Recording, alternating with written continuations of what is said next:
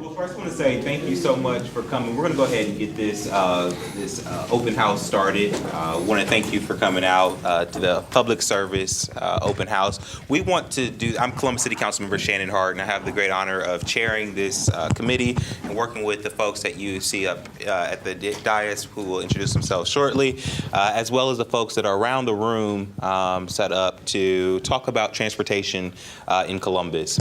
We certainly appreciate you coming out and giving your time, but also hope that you find this to be informative, to engage. We're trying some things different. We want to make sure that this is not a just we talk to you type of engagement, but you'll see at the end of this session, we're going to break out into breakout sessions, and you can actually go and talk specifically about what's going on in your street and really talk to the folks up here who help with our transportation citywide. Before I get started, we certainly have to say thank you to our host, the St. Stephen's Community House. I am joined with my friend, my mentor, Ms. Michelle Mills, President and CEO of this establishment, who are really leading the way here in Linden. I can't say how much I appreciate what she is doing. And the thing about transportation, it touches every facet of everyone's lives.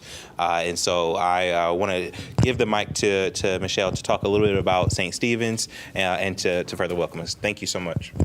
Thank you, Councilmember Hardin. It's a pleasure to share the stage with you again. Thank you all for coming out. Welcome to St. Stephen's Community House. If this is your first time here, welcome. If you are returning, welcome back. And to all, come back again. In lieu of transportation, we have bicycle loan program, and we wanted to make sure we highlight our efforts to make sure transportation is an eliminated barrier here in Linden. And so our bicycle loan program is operated by two of our young people. So a part of the Youth Summer Employment Program operates the bicycle loan. So we're keeping them engaged and understanding the importance of transportation at a very early age so that they can enjoy and embrace a city that you all create and to be a very transportation, pedestrian, every mode of transportation friendly type environment. And so the early appreciation of what transportation means is a great start for us when it comes to our young people. So if you're ever here in Linden and you want to ride a bike, stop at St. Stephen's Community House. We also want to share with everyone here tonight that if you want some fresh fruits, also we do have some extra produce that we'd like for you to just take some. If you see it in carts, grab it, take it with you. All of our healthy living well in Linden initiatives, as we call them, includes healthy eating, getting out, exercising, bicycle riding, and all of that. Those are our living well in Linden because we do believe that there is good living in Linden. All righty. Thank you so much. And as we're getting started, I also want to recognize some of the tables that I see here who are our partners, not just in transportation, but just in the city of Columbus. Certainly want to shout out CODA for being a great transportation partner and for being here this evening, as well as Celebrate One. Folks from Celebrate One, would you stand and show you, be recognized? Celebrate One is part of the city's initiative to help our babies, our children, make it past their first birthday and have strong, healthy lifestyles.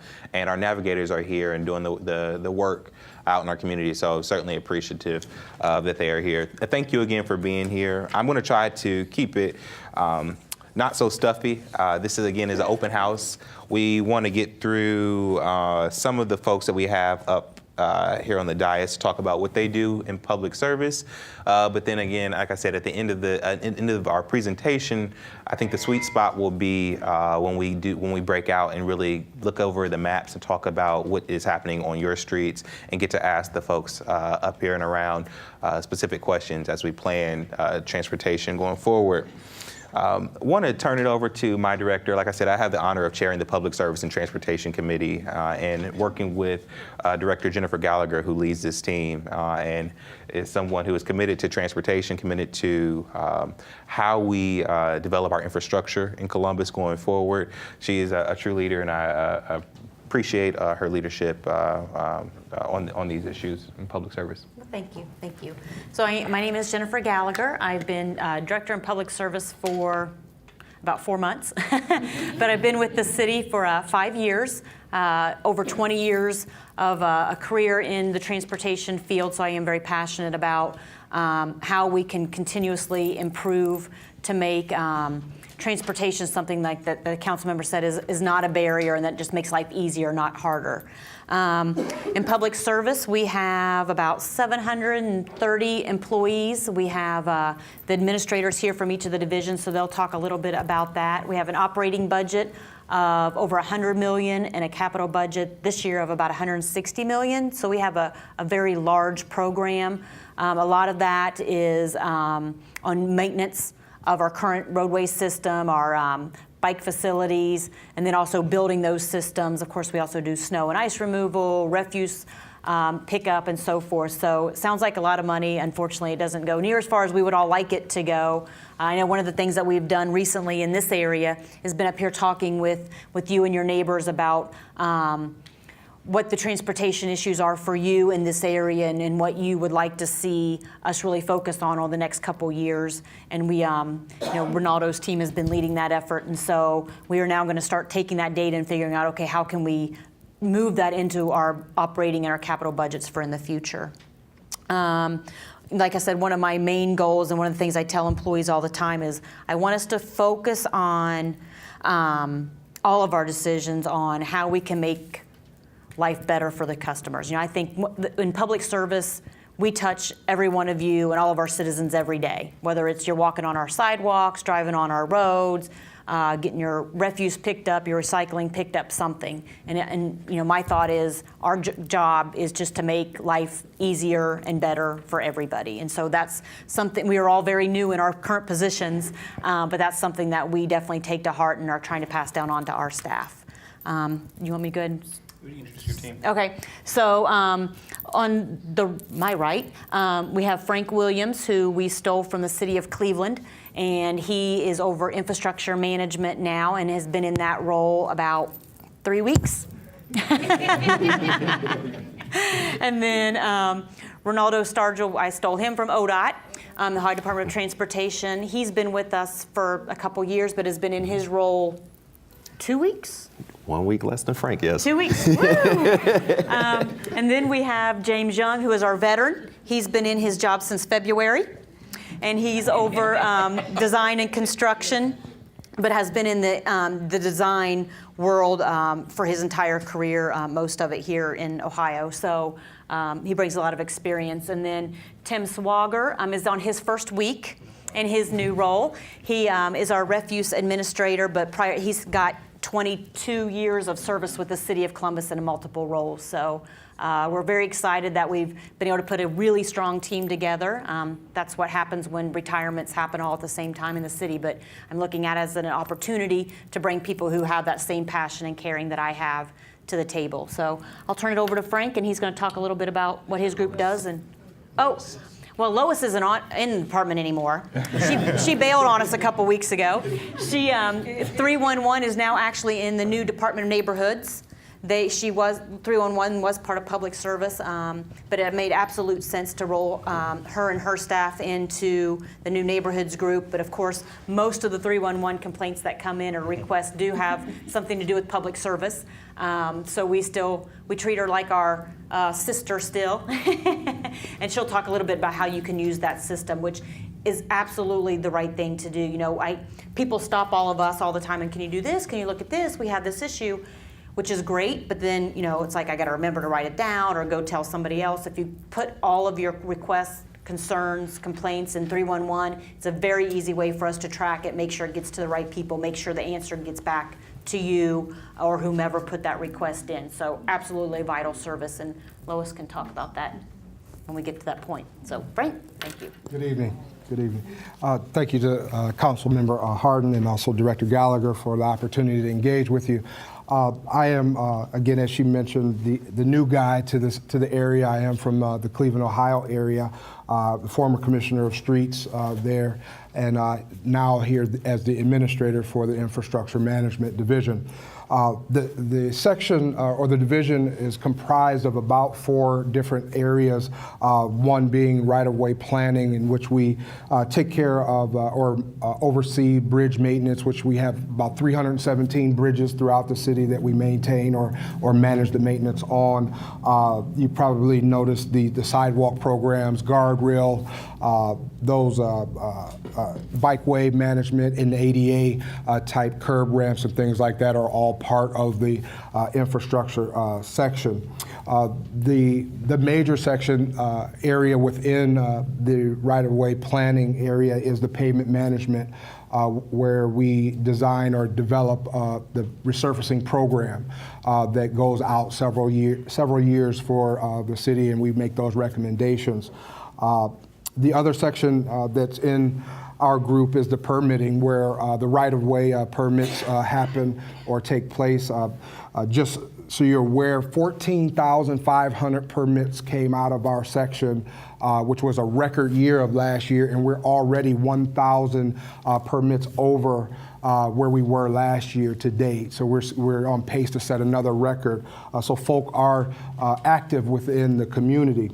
One of the other sections within our division is also the GIS section, where we maintain the center line mapping and addressing those types of things. Also the applications within the division are handled in this section.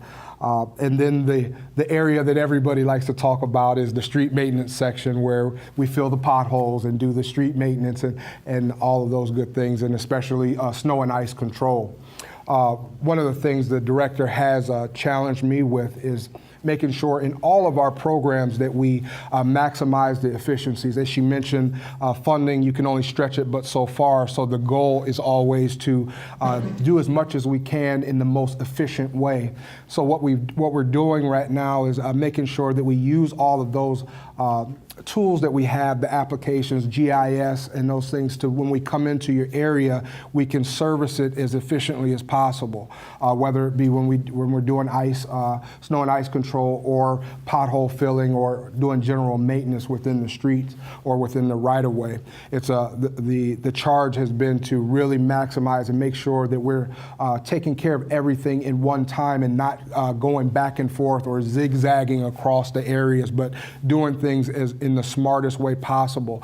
We're in the process for snow and ice control we're working on getting and implementing route optimization for the crews when they come in to do snow and ice control, so that they can get through and service quicker and service better. Now, our goal is to make sure we solidify the quality of service. We don't want to waste taxpayer resources by having to do work and then come back and redo it again and things like that, because that's when you start looking at us and say, what are they doing? So what we're trying to do is really maximize our efficiencies. We're looking at every thing that we do, every core service, because the same guys that fill your potholes are the same guys that mow the grass on the sides of roads, the same guys that do the graffiti, and also, of course, the same guys who plow and take care of the snow and ice for you. So we're really working to maximize those efficiencies that we can create and find in those areas.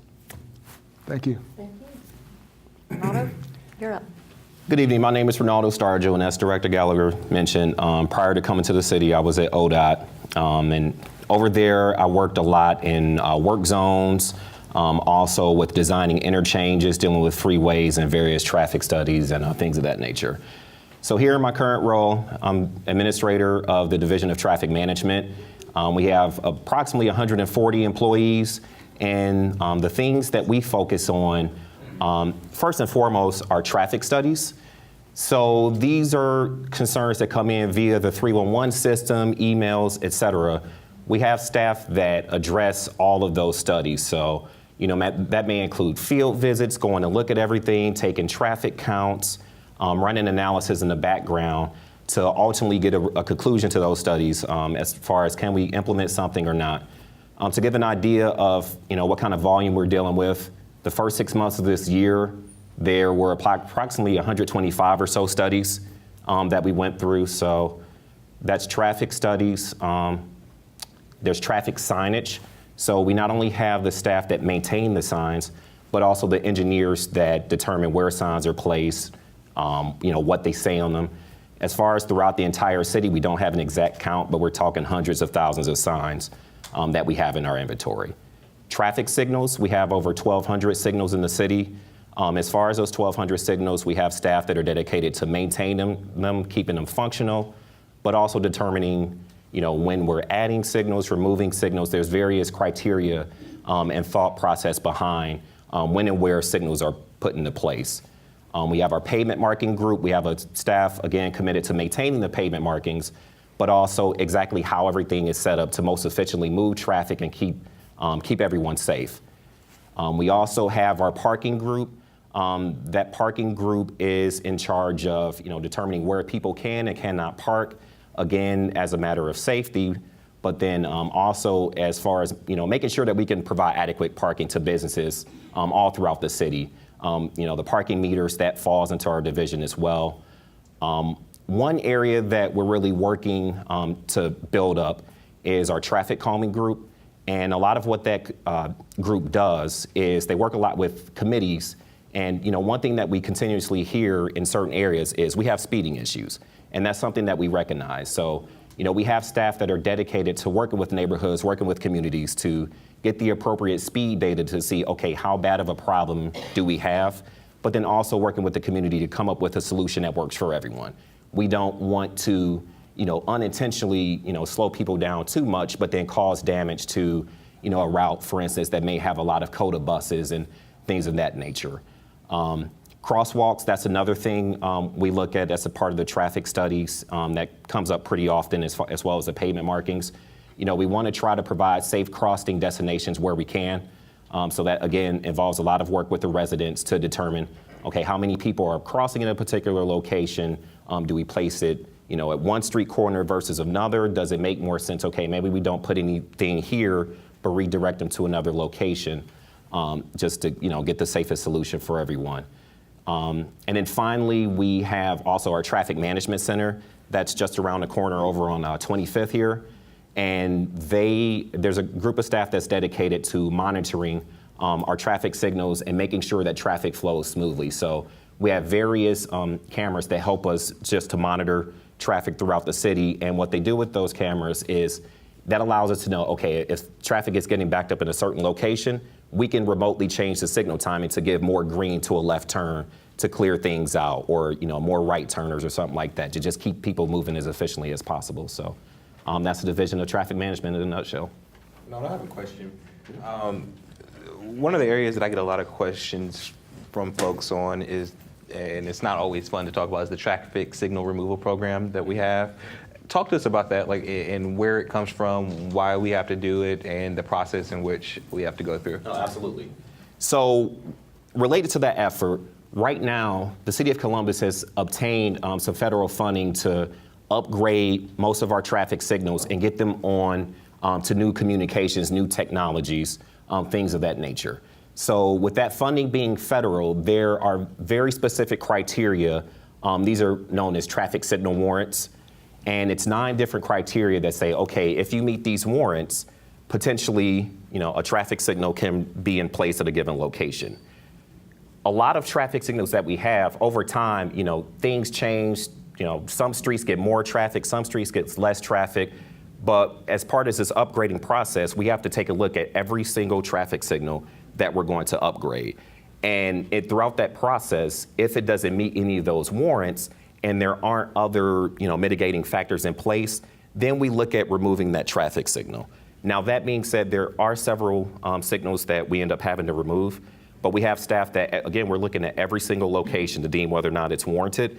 We review it for, okay, as part of removing this signal, maybe we need to go back and put some other means to help pedestrians safely cross the street. Or in one case, are we narrowing up the roadway to give pedestrians a shorter distance to, again, make it safer to cross the street. So as far as why we're removing the signals, a lot of it's tied to our funding, a lot of it's tied to Again, if a signal's not warranted, it's going to be harder for us to get funding. But then at the same time, sometimes traffic operates more efficiently without the signal. I mean, I think we've all been to signals sometimes where you get to the red light and you're sitting there for forever and you see nobody coming and you're wondering, why is the signal here? Well, those are the kind of signals that, it usually end up being the ones that are removed. But again, this is something that, trying to work a lot with the communities on to make sure we don't just remove a signal and walk away if it is necessary to put another treatment in there to, again, help pedestrians, vehicular traffic, whatever the case may be. All right, James? Hi, my name is James Young. I'm with Design and Construction. Bear with Frank, I was the administrator over infrastructure for at least 6 months ago before I came into this role, so he has to work out some things I was working on. I've been in design for almost 22 years. I was at the state for 13 years, all through design, and was consultant for 7 years, also doing design, so actually multi-states. So one of the goals I have here, at least that's been set forth, has been to speed up our design process. Right now, it takes us a long time to get through scoping design. One of the goals I have is to make it faster. So, think about sidewalks where we go through and you're like, they just came in, they talked about this at a public meeting 3 years ago and it's still not there. One of the goals is to try and accelerate that process. I have a whole group dedicated to capital improvement program. It's $160 million that we oversee this year. It's typically around 100 to 120 million, including resurfacing.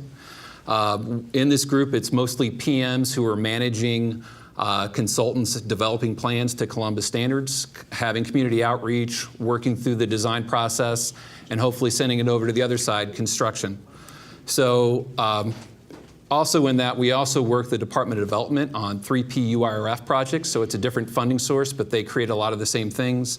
They look at curbs, they look at traffic medians, they look at sidewalks in areas. It's a different funding source, but we work with them to implement that.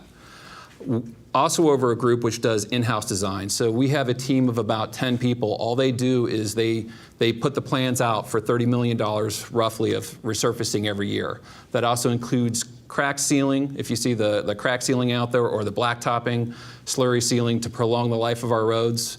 All this comes at the direction of the infrastructure group. They're the ones that tell us what roads to go look at. We go out there and we make another determination because we'll go actually define the areas that actually need to be fixed. They point us in the right direction. When it comes to the capital program, it's usually Ronaldo's group pointing us to where, hey, this intersection needs improving. We need turn lanes here. We need a signal improvement out here, or it's really old, it needs to be refurbished. Our group goes through and they'll work with the consultants to design that.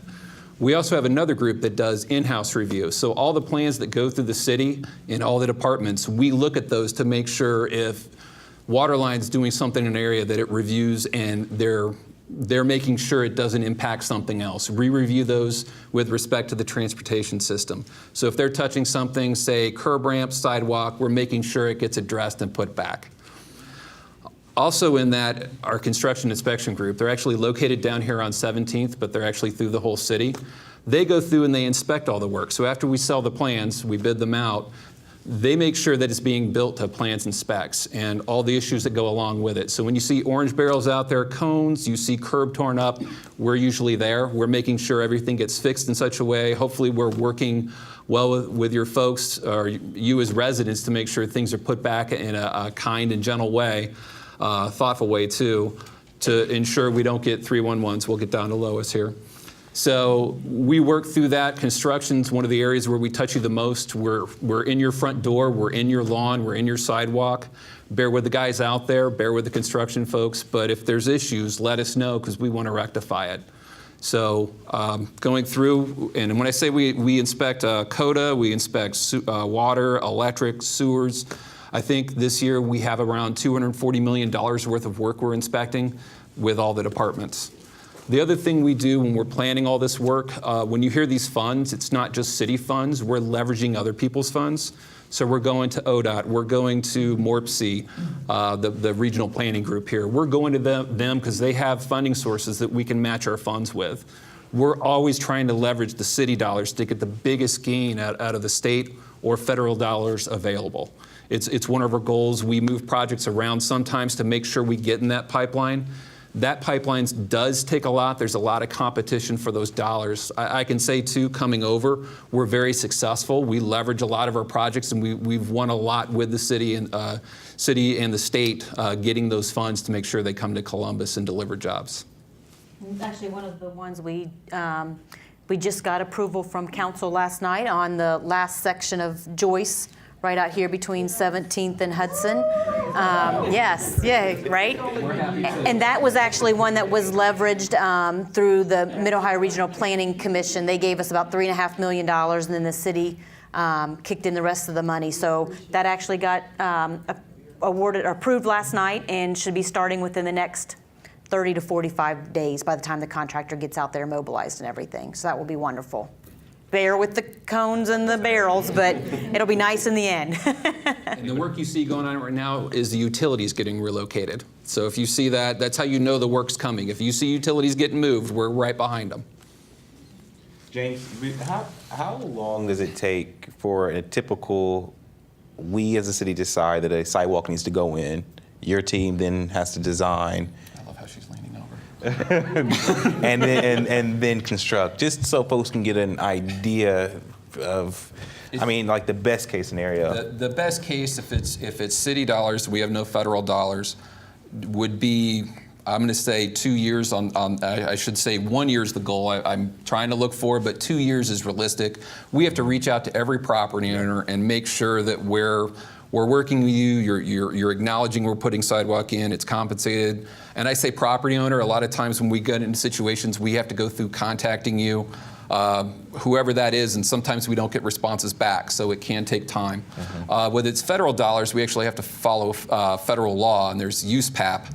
It's basically rights of a property owner, so we're not coming in and taking the property without right compensation. We have to look at fair market value, how's it going to be used. We have to plat it as part of the parcel in the deed and show that. So I was going to say 3 years, but 3 years should be a long corridor. Should take a lot longer with numerous parcels. So numerous 50 to 60. We have a couple going on right now that are less than that. Again, these are things, opportunities I'm looking for to speed up this process. Thank you. Tim. Tim Swalger, Refuse Administrator. This is my second day on the job. So he knows a lot. Ask him. Yes. I've been in public service, though, for 22 years. I worked in construction, maintenance of traffic, did special events, worked in freeways, worked in signs. So I've worked a lot of different public service positions and just took over administrator. But the biggest thing with Refuse is we visit everyone every week in the city of Columbus. We touch you every week. There's 340,000 households that we go to every week and see you. So I like to think that we touch everyone in public service more than anyone else. We're the face that you see every day at your house picking up the trash.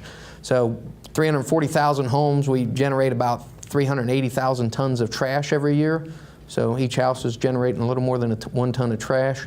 And of that, we divert about 20% of it out of the landfill through our recycling and yard waste program. So we're trying to up that number as much as we can. That's one of our focuses, is try to divert as much as we can from the landfills and try to minimize the impact environmentally and also the financial impact of the tipping fees and everything else that goes into when you're dumping down at the landfill. So those are some of our goals. And Lois here at 311, she's our work order system, essentially. You call 311, generate the concern, they schedule with us, and that really generates all of our work down at the Refuse Division.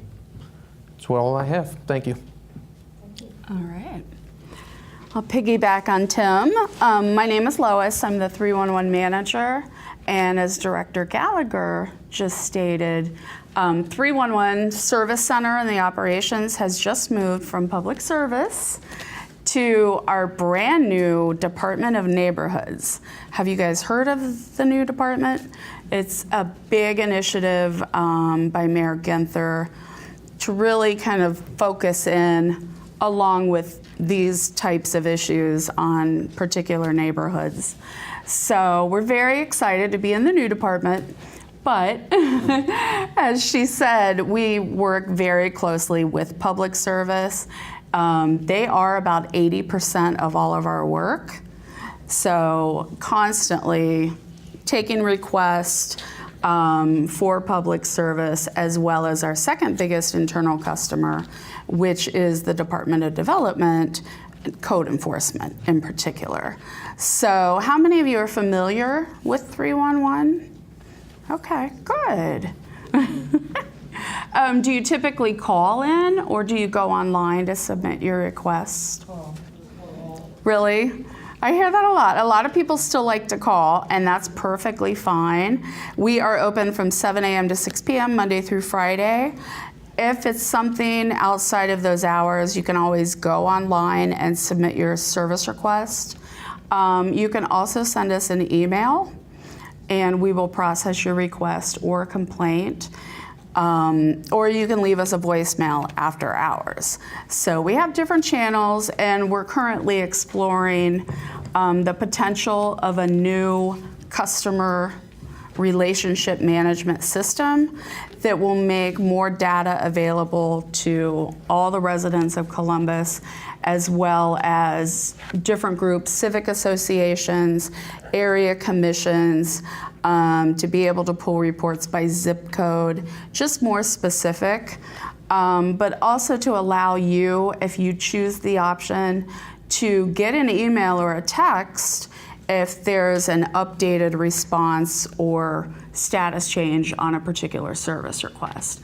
So we want the information to be as readily available to all the residents as possible. If you ever have a bad experience, please ask for me and let me know. But again, about 80% of our work is public service related. Sometimes we will not be able to give you an immediate answer. So what the 311 team member is trained to do is get your name and number. Typically, they'll give it to me, and then I'll call one of the administrators up here and try to get information. So sometimes if it's related to, as Councilmember Hardin mentioned, a new sidewalk. Why is this taking so long? I put this request in 2.5 years ago. Then I can find out exactly where we might be with the funding, the plans. So look for, as we progress through the Smart City program, Public Service is very good about putting information and updating all of the projects on their website. So we'll be more than happy to provide you with that information, but also get you familiar with the websites so that at any point in time you can go and check the statuses of the projects and see where everything is headed. So thank you for your time. Thank you, Lois. So one of the reasons we wanted to come out and start here at Linden with this series, and I think that the piece of this that will be most impactful is when we actually get to break out and you get to talk to the folks up here, but also with other engineers about what's happening really in your neighborhood, street by street. Folks have heard about smart cities. This is something that we as a city have been extremely excited about. It was a very quick process. So the Department of Transportation put out an application for cities of basically our size to apply to come up with ideas of how we can use technology and transportation to start to shape transportation for the future. And they wanted a city of our size because they wanted us to be a model, to be replicable to other cities going forward. It came out in what, December. It had an extremely quick turnaround, and so, and mind you, we just had a mayoral election, so folks were changing jobs, but also putting this application together. It was for $40 million from the Department of Transportation, with an additional $10 million from a organization called Vulcan, or the Paul Allen Foundation, which focuses on reducing the carbon footprint of communities. Our application was able to leverage another $90 million of private sector investment here within our city to come up with our plan. And so I'm going to let Director Gallagher kind of talk a little bit more about what our plan is, the timeline for what you will see, especially what I was always most excited about was BRT system that was coming regardless of the bus rapid transit system that was coming regardless of smart cities down Cleveland Avenue. But because of the application, it's going to be enhanced a bit. But so we'll talk about that a little bit. But then if we have very specific questions, I think we'll have a smart city either table or breakout table. So you can have. I was trying to stretch this out so I could we could get Ms. Aparna dial. Come on. Yep. So so USDOT put out this application. That was 78 cities that applied. They narrowed it down to 7, and they chose only 1 city, and that was Columbus. And some of the things we've heard about why Columbus was chosen, I think 2 of the main things that really stuck out for USDOT, of course, all the cities had great ideas for how to use technology and new and innovative ways to connect people and data and so forth. But the 2 things that really stuck out for Columbus was, one, was what they call the Columbus Way, and it's all about partnerships. Because we didn't do this in a vacuum at City of Columbus or in public service. We included CODA, and we included the state, and we included the stakeholders, the communities. Linden was a big piece of the application for us. And they really liked the fact that we had the whole entire community, both private and other public sectors, really rallying behind us and ready to support us, because this is going to be a heavy, heavy lift over the next several years. And the other thing that we've heard is that we put people first. And we didn't just talk about transportation to talk about all the new cool flashy things we could have out there, but we really talked about how we wanted to use transportation to improve people's lives. And especially when we started talking about the whole Celebrate 1 and our infant mortality rates, and how one of the things that we really wanted to use this money for and these technologies for was to get expecting mommies to doctor appointments so they can take care of their babies from the very beginning before they were even here, and help get them to doctor's appointments later, and get them to fresh food, and help them be able to easily take a baby to childcare so then they can go back to work, rather than again having transportation be that barrier. And I think we were all so passionate about it in the application process that really came through. So, we were able to tell that story and sell it, and we were able to win because they saw that passion, and they wanted to be able to show that, this is really what transportation's all about. Some of the things that will be coming, and we're going to be under a contract with them here in about a month, and then there's lots of, it's a large federal government agency, so of course there's lots of things and paperwork we have to do and so forth with them. So unfortunately there's probably not going to be anything on the street in the next 3 or 4 months, but we're hoping early 17 to be able to have things that people can go and touch and feel and see that, oh, I see what they're talking about, and I see what all the hype has been. Several of those are going to be, and we've got CODA representatives here, and I'm sure they can talk about the CMAX and stuff, but enhancing that service with some technology that you can put on buses, where now the buses can see from all viewpoints any pedestrians or bicycles or cars that are going to be close to them. So as they're making turns or pulling into stops, or someone's waving them down from behind or whatever, really just to improve that safety piece. Some of the other things are going to be a smart card system that maybe you've heard about, where families that don't have credit cards or aren't interested in or able to get credit cards, instead of having to have cash, and then you got to use, you got to go buy a ticket to get on CODA here, and then you got to go buy a ticket to use the bicycle system here or taxis here or whatever. One card that you can go and get maybe at a library or at a place like this, or at a recreation and park facility, or at a kiosk along the street maybe, where you can get this smart card, and it will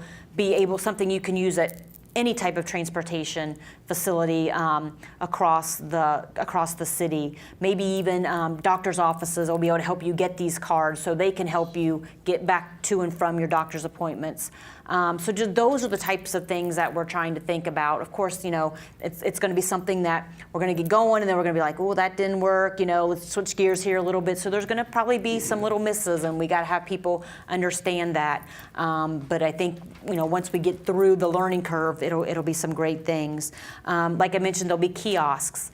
what do those kiosks do? Maybe you can buy smart cards there. Maybe you can use them to book rides. Maybe you can use it for Wi-Fi. Maybe it'll be, have street lights on it. Maybe it'll have information you can go up to it and click and see when's the bus coming, or where's the closest bicycle.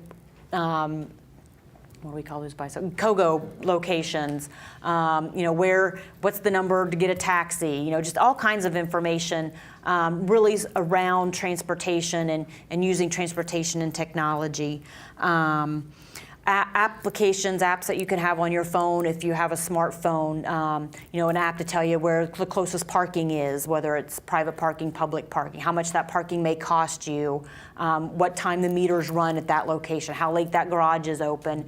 That's just one of the apps that's on there. It could be multiple other apps, and people a lot smarter than me are going to have to figure them all out. But really bring in the young entrepreneurs that are always trying to come up with these cool new things for your phones, and really get them engaged in, they want to do neat things. And so what are the problems we need help with solving, and then get them to use their brains and their experience to help us solve those problems. So those are just a few of the things that we're hoping to accomplish with Smart Columbus. And I'm sure there's going to be things that we're not even aware of right now, that as we go through this and we're benchmarking other countries and other cities and talking to these great companies that are out there that are on the cutting edge of technology, I'm sure there'll be things over the next couple of years that we're not even thinking about right now.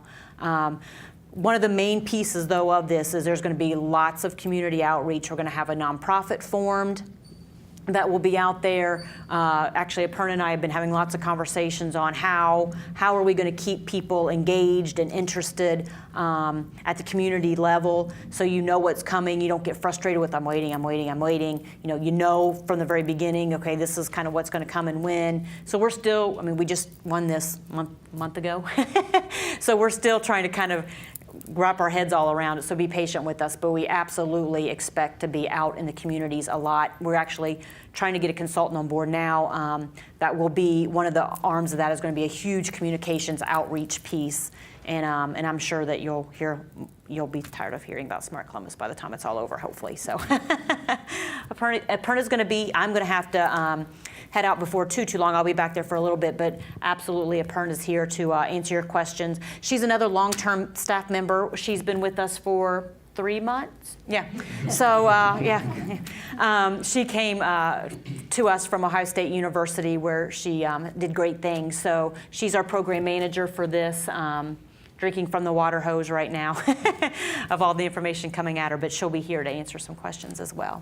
So before we do the breakout sessions, and I'll kind of explain how the breakout sessions will go, for folks who are just interested in how do they get jobs with public service, is that something that, do we have job openings, and how would one find out about that? And those all go through civil service, which is another arm of the City of Columbus, but you can go to, was it Columbus Jobs? ColumbusJobs.gov, and you can go on there, and they have them all listed. You can kind of have it filter. You can have it actually send you updates when new jobs are posted. We often are hiring, especially, like I said, we have almost 800 people. Over 200 of those are under TIM and refuse. So we're often hiring refuse drivers. You need a CDL for that. We're often hiring people in street maintenance. Those are the two probably big organizations where it seems like we're just hiring often, especially as we're gearing up for snow and ice removal and so forth. But anybody up here could also talk about opportunities there. Absolutely. Thank you. So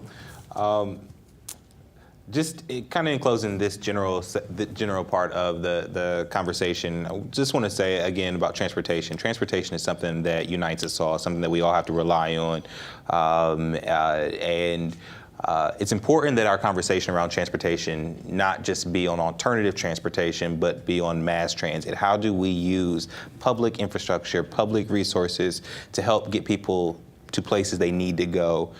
We are certainly committed to making it fun and accessible and easy for folks to get around and to do that, the play part of transportation, but we work with CODA and others to make sure that we do the live and work equation of what makes Columbus great. And so a part of that, as we think about the smart cities application, what it means for Columbus.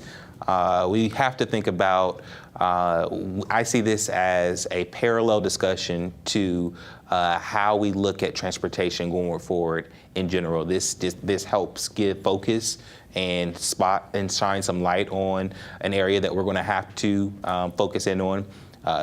MORPC, the Middle Ohio Regional Planning Commission, said that over the next 20 or 25 years that we're going to grow by up to 750,000 people. So we have a transportation system right now that is fine, I would say, is good for a city of 850,000 people, but we will be woefully unprepared for a 1.4 million person city without real investment in infrastructure and without real thought and conversation about how we grow and how we move folks around while we grow. And so I'm certainly excited about the innovation that will come out of smart cities. But we are also going to continue conversation to figure out, as part of the city's planning process over the last year before we applied for smart cities, we did the Connect Columbus plan, which we came out and folks hopefully were touched by that plan, to look at our growth nodes. So where do we know jobs are going to be? Where do we know folks are going to live over the next 20 years? And how are we then going to connect those using transportation? I think that when you see our plan, when you see when we roll out Connect Columbus, which will be sometime later this year, you'll start to see those growth nodes, and it will spur difficult conversations. You'll see maybe if we did Connect Columbus 30 years ago, Bryce Road would have been a huge area where we knew that there were a lot of jobs. Well, job centers change, and so it will be a conversation that we'll have to have. It'll be a forward conversation. And it won't always be an easy conversation, but transportation is like that. And so we see this as the beginning of a process, not the end of a process. I am committed to conversation and a transportation system that serves all folks, all people. And I am not so descriptive to say what type of transportation system, only that we need a transportation system that meets all of our needs. And so look forward to having those conversations, look forward to being a partner with you and making sure those needs are met. So I think in the back we have three or four tables with maps on them. Each table will have a couple administrators at the tables. You will be able to look down and see your actual street. They will kind of help facilitate a conversation about if you have questions, if you need to put in a 311 request, we will be able to take that information down today. And then Aparna, will you have your own table, or how will we do that? Okay, if you have specific questions about the Smart Cities application, about what it means for Linden, Aparna is, we kind of like went low on what she actually led our application process with a few others, so she knows everything that we as a city know. And so if you were going to ask me, I would ask Director or Aparna. So. That's why I surround myself with smart people. Yeah, me too. But seriously, thank you so much for being here. I want to thank again St. Stephen's, Michelle Mills, for hosting us. I want to thank my staff, Linda Capobianco, Zach Davidson, all the folks in public service, Jeff Ortega and Jessica Sullivan, who came up with this type of a format. And I would like to get your feedback after we actually have the breakout sessions, because a lot of times we have folks just ask questions in the big groups, but you don't really get to dig down into specific issues and opportunities. We're trying this out, so we want to hear how this works for everybody. So thank you again for coming out. We will be here for we'll be here for a while. So get down to the conversation. I'll be out there talking with folks as well. Thank you.